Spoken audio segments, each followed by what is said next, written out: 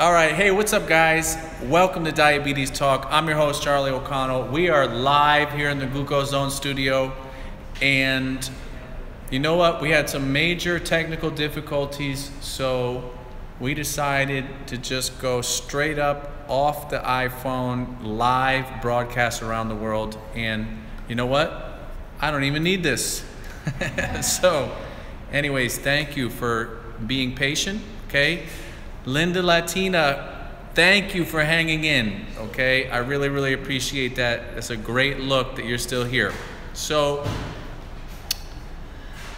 tonight's topic is the 5 foods to watch out for with diabetes, okay? And what I want to do tonight is, first off, of course, I want to answer any questions that you may have, okay? Secondly, what I want to do is I want to cover 5 foods that are in 5 different categories that are sometimes really misunderstood, and I want to share why you need to watch out for them when you have diabetes, okay?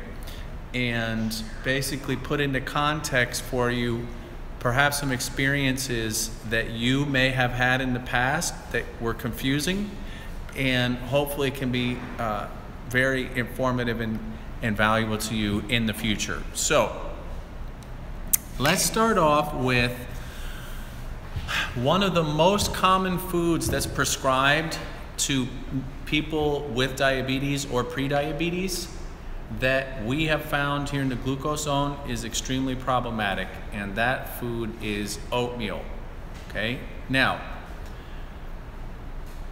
the reason why oatmeal is problematic for people with diabetes is because oatmeal falls into the categories of low glycemic index, high glycemic load. And it's very important that you understand what the difference is between the glycemic index and glycemic load. So let's talk about glycemic index first. Anytime you hear the term glycemic index, that is in reference to how long it takes for a food to become glucose in your body. Any reference to the glycemic index is about time, okay? And the higher a food is on the glycemic index, the quicker it will become glucose in your bloodstream, okay? So very important that you understand that as just a concept. Any reference to the glycemic index is about time. Foods that are high on the glycemic index become sugar quickly. Foods that are low on the glycemic index become glucose more slowly. So, oatmeal is a low glycemic index food. That means that it becomes glucose more slowly, okay? But oatmeal is also high on the glycemic load. So what does glycemic load mean? What glycemic load is in reference to is the actual total amount of carbohydrates that are contained in a food. So if a food is high on the glycemic load, that means that it has a lot of carbohydrates. If it's low on the glycemic load, that means it has a small amount of carbohydrates. So oatmeal tricks people up because oatmeal is low on the glycemic index, but high on the glycemic load, okay? And the net result of that sometimes, and unfortunately for a lot of people with diabetes and pre-diabetes, is elevated blood sugar levels hours and hours after they have consumed oatmeal. So to answer your question very specific, Linda, I would recommend avoiding oatmeal if you have type 2 diabetes, or if you're pre-diabetes, or if you're struggling with elevated blood sugar levels in any way, shape, or form, okay? I can't tell you how many people we've had come into the GLUCOSEZONE and basically have shared the following food-related problem. They'll say, I don't know why, but every afternoon around 4 or 5 o'clock, my blood sugar shoots up over 200. And I'm very frustrated because I have a salad every day for lunch, okay? And so we'll then ask the person, we'll say, okay, well, what did you have for breakfast? And they'll say, I have a bowl of oatmeal every single morning. And then they'll even say, I have a bowl of steel cut oatmeal every morning, okay? Well, unfortunately, guys, it doesn't matter if it's steel cut, iron grade, whatever, okay? Oatmeal is oatmeal. And what is happening for people that have that experience is they consume the oatmeal in the morning. That oatmeal then takes hours and hours to digest, and once it's digested, it starts supplying your body with a continuous stream of glucose. And what ends up happening is 6, 7, 8 hours later, all of a sudden, all of this glucose that's derived from the carbohydrates in the oatmeal hits your system. And that's very problematic for people with diabetes. Very hard to manage, and it also contributes to hyperinsulinemia. Hyperinsulinemia means too much insulin. And the reason why it contributes to too much insulin is it's constantly providing you with glucose. So if you have type 2 diabetes, if you have pre-diabetes, okay, I would recommend staying away from oatmeal in any of the various forms that it comes in, okay? And one last thing about oatmeal, if you're trying to lose weight and you have diabetes or pre-diabetes, stay away from oatmeal, because oatmeal is literally, the purpose of oatmeal is to supply your body with energy all day. And if you're eating something that's supplying your body with energy all day, you're gonna have a very hard time getting into a healthy fat metabolism. All right, so Linda, you set me up right there. So what do I recommend for breakfast? So what I recommend for everybody living with diabetes, regardless of the type of diabetes that you have, is green juicing for breakfast. Now, that leads me into the second food that you need to watch out for, and you need to watch out for green smoothies, okay? So let me really break down what is the difference between a green juice and a green smoothie. A green juice is usually homemade, but there are certain brands that you can find in the stores, and I would recommend Suja is one of them, okay? There's another one called Green Evolution, and they have a product called Sweet Greens. But here's the point. Your green juice should never have more than 15 grams of carbohydrate per serving, okay? And I would really encourage you to make your green juice at home. All you need is a NutriBullet or any kind of blender like that. You just simply take a handful of dark green leafy vegetables, okay? And then a half a cup of either berries or mango or watermelon, not all three combined, okay? But one of those fruits, low glycemic index fruits, okay? And combine those with dark green leafy vegetables and drink that for breakfast. And if you can start to do that consistently, you will see a transformational process happen in your body, okay? Now, that's green juice, and green juice is good for you, and I drink green juice every day. But you have to be very careful and watch out for green smoothies.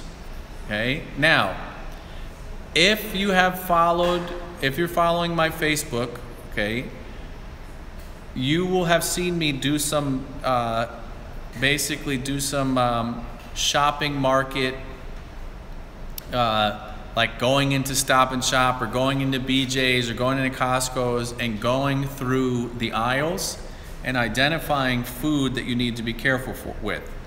And green smoothies is definitely one of them, because unfortunately there are many products that are advertised with the term green in them that actually have more sugar than soda or more sugar than orange juice. They have a crazy amount of sugar. And you need to really, really, really be careful with that, because guys, food producers are expert, they're genius marketers, okay? They understand how to communicate to you something that basically is not healthy for you. And yes, Linda, so thank you for saying it. Naked juice, okay, is one of the juices that I would recommend staying away from. And here's the reason why. And yes, Linda, you're on fire right now. Boathouse Farm smoothies. They look the part, they're green, they basically have this beautiful packaging. Then you turn it around and you look at the nutritional content, and it will say 40 grams of carbohydrate per serving, okay? 60 grams of carbohydrate per serving. And that, you might as well go to 7-Eleven and get a Slurpee, okay? Because that's how much sugar is in a green smoothie. Also want you to be very careful with basically going to juice bars, and they're popping up like all over the place, okay? Going to juice bars, and when you order them, okay, be careful, because they'll advertise like a green smoothie, and it'll have the following ingredients. It'll be kale with apple, banana, mango, strawberry, okay? That's a 5-to-1 ratio in exactly the wrong ratio. That's 5 fruit to 1 dark green leafy vegetable. You want the exact opposite. You want 5 different kinds of dark green leafy vegetables to 1 fruit, okay? And you can choose the fruit that you like. So for example, I have lately been on a watermelon kick. I really like watermelon in my green drink, but that's it, okay? So the second food to watch out for is green smoothies, and make sure that there's not too much sugar in your green smoothie. Now, let me do a quick shout out to my man Naadi. Las Vegas is back with us. Ivel joining us from Jamaica. Dottie from Cleveland. Okay, thank you guys for joining and hanging in with us today while we had these technical difficulties. I really appreciate it, okay? Now, the third food, okay? The third food that I want you to watch out for is milk, okay? Milk contains lactose. Now, anytime a ingredient has the ending OSE, that means that it is some form of sugar. So lactose, glucose, sucrose, fructose, okay? Sucralose, okay? Anytime you hear OSE on the end of an ingredient, that means it has sugar. Now, milk, okay? Yes, so yes, Linda, even raw milk. Raw milk absolutely has a high amount of sugar in it, okay? Now, milk also has protein, and it also has healthy fats. There's a reason why milk is so nutritious, because milk contains all 3 of the macronutrients that our bodies need, right? It contains carbohydrate, it contains protein, and it contains fat. But for people living with diabetes, you need to be really careful with that, okay? The other thing is, be really, really careful with milk products like, and also thank you, yes, and also Kate, thank you for joining in and chiming in. And calcium, I mean, so let me be very clear, okay? Milk is nature's food, okay? And it contains all the vitamins, minerals, and nutrients that our body needs when we're a baby, when we're young, okay? But for people living with diabetes, you need to be very careful with the consumption of milk, especially if you are having random spikes in your glucose levels, or if you're having trouble accounting for spikes in your glucose levels. The other thing that I want you to be careful with is milk products that are anything besides whole milk, okay? For example, skim milk, and this is really messed up, guys. Skim milk was invented, okay, to basically accommodate the fat-free craze. But skim milk actually contains added sugar many times. Okay, and if you're not getting organic skim milk, it can actually contain things like titanium, because the titanium actually makes the skim milk have a milk color. Okay, and that's how crazy the food industry is. They're putting titanium in skim milk, advertising it as healthy and fat-free, where in reality, okay, it actually has it has the same sugar content, if not higher, than whole milk, and it contains all these other whack things, okay, that you don't need to be drinking, okay? So I just want you to really, really be careful, okay, with the consumption of milk. And if you notice all of a sudden you're like, wow, you know, my blood sugar levels, I'm really having trouble, I want you to see, is milk the issue? Now, we got two questions. One is almond milk. Okay, that's an excellent question. So, generally speaking, almond milk can be a substitute, but again, you have to check the sugar content, okay? And there's a general rule. You should never consume a liquid that has more than 15 grams of carbohydrate per serving if high blood sugar is an issue for you. And that's actually a very simple, easy rule to follow, okay? All right, now, let me do a quick shout out. We had a couple other people join us. DeLeslin joining us from Dallas. Okay, thank you for jumping in here. All right, now, the next food, okay? The next food that I want you to watch out for is pineapple, okay? So, pineapple is a fruit that is extremely high sugar. It has one of the highest fructose content for any fruit, and basically if you have diabetes, pineapple will skyrocket your blood sugar levels, okay? The other thing that you have to be really careful with about pineapple is the juice itself can get on it's very sticky, and it can get on your fingers.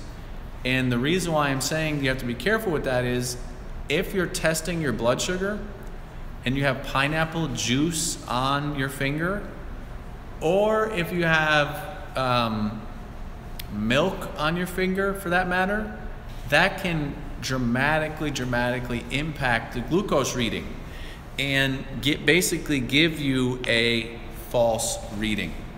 All right.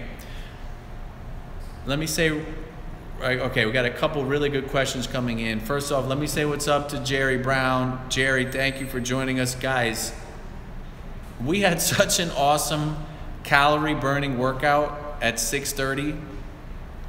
And if you haven't joined us yet in the Glucose Zone, I highly recommend you go to glucosezone.com. You join us 6:30 for our live workouts, okay? Now, here's the thing. Jerry asked, what about beans? I know there's carbs and fiber in beans. Okay, so let's talk about fiber, okay, because it's a really, really good question. So fiber, okay, there's soluble and insoluble fiber, okay, and let's just understand what that means. Insoluble fiber is fiber that basically your body cannot digest, it cannot absorb or process, and it actually just passes through you, okay? So you can't, basically insoluble fiber is important for your diet in terms of your digestion and in terms of basically having a healthy passing of waste products, okay? But you cannot actually use insoluble fiber, okay? Now, the second thing is soluble fiber can actually be a source of a macronutrient. It actually can become a source of glucose, okay? And so generally speaking, a diet that's high in fiber is a very positive, healthy thing, okay? And to answer your question very specifically, Jerry, about beans, is that yes, I definitely recommend beans as a great source of protein, fiber, okay? And for example, I love chickpeas, garbanzo beans. I love putting beans in my salads, okay? And I would recommend that, okay? Guys, I really want to encourage you, just generally speaking, the more you know about vitamins, minerals, and nutrients, the more you educate yourself about nutrition, the better you are going to be able to advocate for yourself when you're meeting with your doctor, and also figure out what is going on if things aren't working. If GLUCOSEZONE isn't working for you, educate yourself, okay? If the medication that you're taking isn't working for you, educate yourself, okay?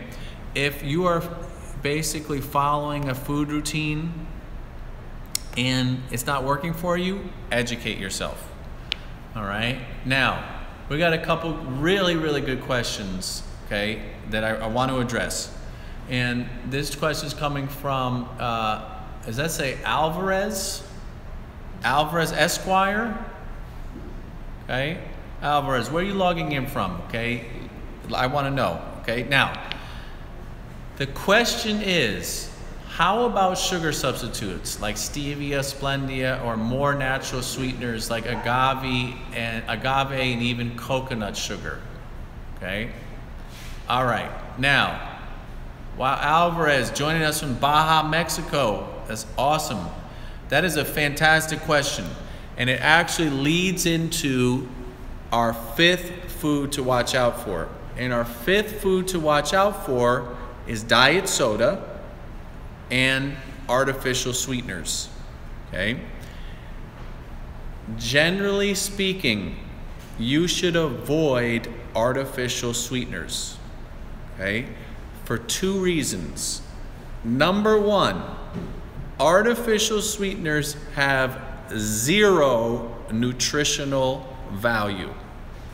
And as a general rule, okay, every food that you consume should have some sort of nutritional value, even if the nutrition is sugar, okay?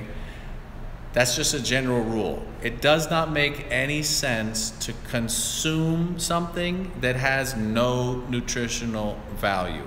And almost all of the artificial sweeteners have zero nutritional value. Now, those are a little bit different, okay, than things like agave or coconut sugar. So let's talk about that.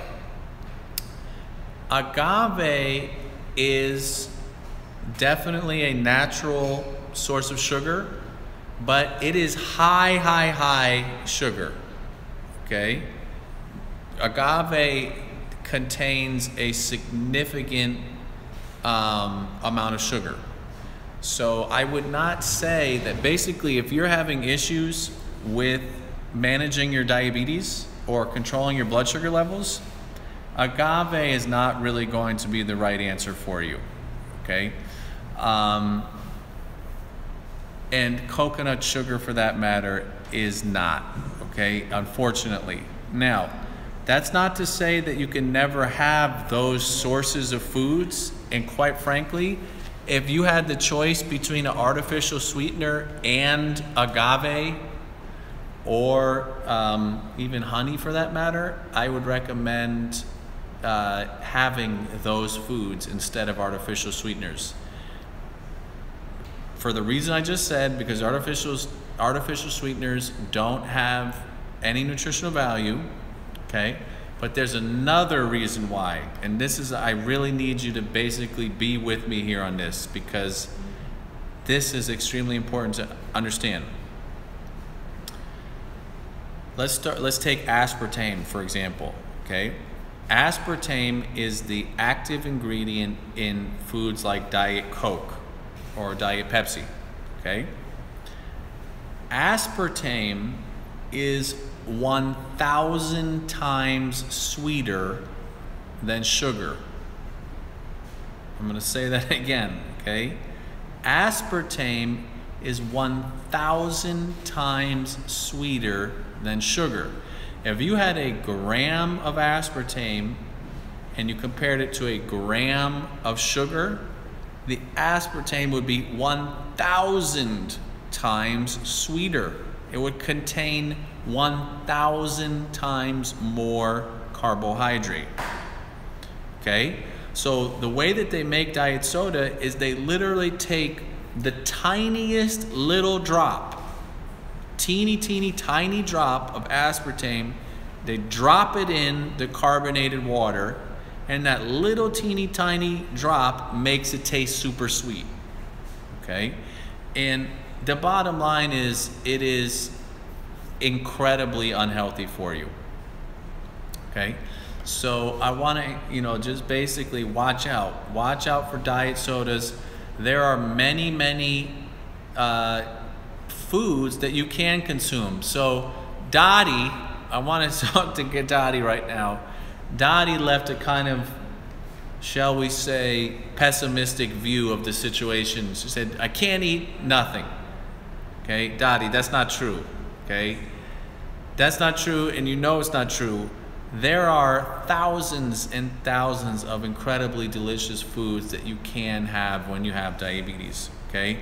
You just have to follow 3 simple rules, okay? Rule number 1, keep it natural, okay? Our bodies are designed to eat foods that were naturally produced. That's number 1.